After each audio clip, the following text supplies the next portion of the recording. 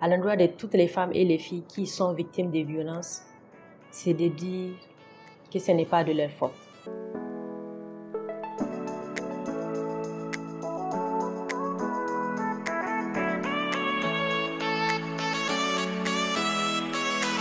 Alors, Souhaïba, je suis juriste nigérienne, je suis la présidente de la Ligue nigérienne des droits des femmes et je suis une féministe radicale.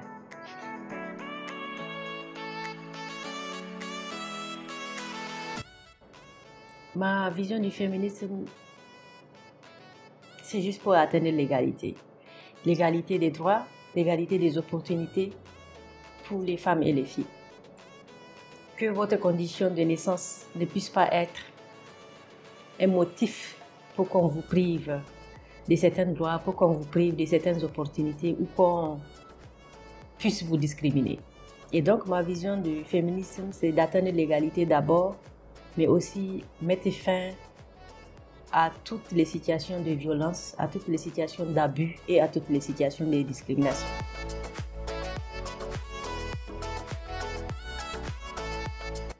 À la Ligue, nous avons comme objectif principal de contribuer à mettre en place un monde juste et égalitaire pour les femmes et les filles.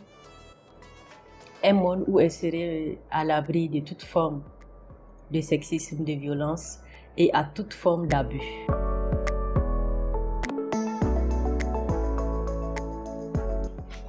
La situation des droits des femmes et des filles au Niger est vraiment préoccupante parce que d'après déjà notre situation géographique en Afrique, cela ne facilite pas les conditions de vie. En plus de ceci, nous sommes dans un pays où nous avons le plus fort taux de mariage d'enfants. Nous avons l'un des taux d'instruction le plus bas. Et qui dit manque d'instruction, dit manque d'opportunités et dit conditions difficiles de vie. En plus de ceci, depuis 2015, nous traversons une période d'insécurité dans notre pays. Situation d'insécurité qui ont rendu la vie des femmes et des filles très précaire, qui les ont surexposées à d'autres formes de violence qui étaient déjà là et qui n'a pas rendu les tâches faciles au quotidien pour les femmes et les filles. Et avec déjà le changement climatique et la situation politique qui vient de se dégrader il y a quelques temps, ce sont des violations que nous avons encore remarquées des droits des femmes et des filles. Nous avons vu que certaines ont été déjà victimes d'actes de violence. Nous avons vu que certaines ont été persécutées. Nous avons vu que certaines ont été arrêtées dans des conditions qui ne respectaient aucune logique juridique, qui ne respectaient aucune légalité. Et c'est pour vous dire que, en ce moment, la situation est vraiment préoccupante et elle n'est pas reluisante pour les femmes et les filles.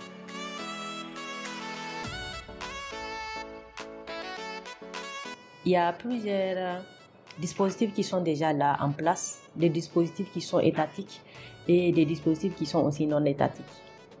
Du côté étatique, de là où vous êtes, vous pouvez saisir les services de la gendarmerie, les services de la police ou aller devant les tribunaux. Mais vous pouvez aussi vous rendre dans les locaux des organisations internationales ou nationales pour demander de l'aide. Parce que ce sont des organisations qui peuvent offrir de l'assistance, qui peuvent offrir des services, qui peuvent vous guider, qui peuvent vous faciliter beaucoup la tâche dans les procédures. Mais le plus important, ce n'est pas l'existence de ces services-là. C'est surtout la disponibilité partout, sur toute l'étendue du territoire de ces services. C'est ça qui pose problème.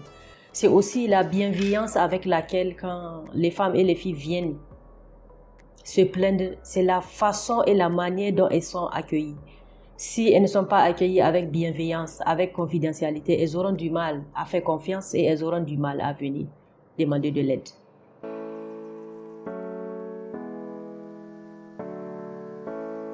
Les messages que nous avons à l'endroit de toutes les personnes, à l'endroit de toutes les femmes et les filles qui sont victimes de violences, c'est de dire que ce n'est pas de leur faute. Rien de ce qu'elles ont pu faire ne peut justifier qu'elles puissent être victimes de violences. Et donc nous croyons qu'elles ont vraiment été victimes de violences et elles sont les bienvenues chez nous à la Ligue.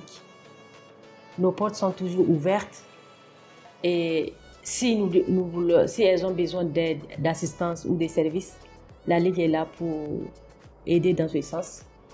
La Ligue est là aussi pour faciliter la procédure si elles souhaitent saisir les services de la justice.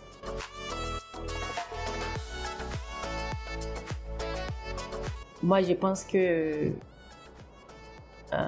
mon vœu serait de faire de la communication autour des violences envers les femmes et les filles toute l'année, de le faire pendant toute l'année, pas que pendant les séjours d'activisme.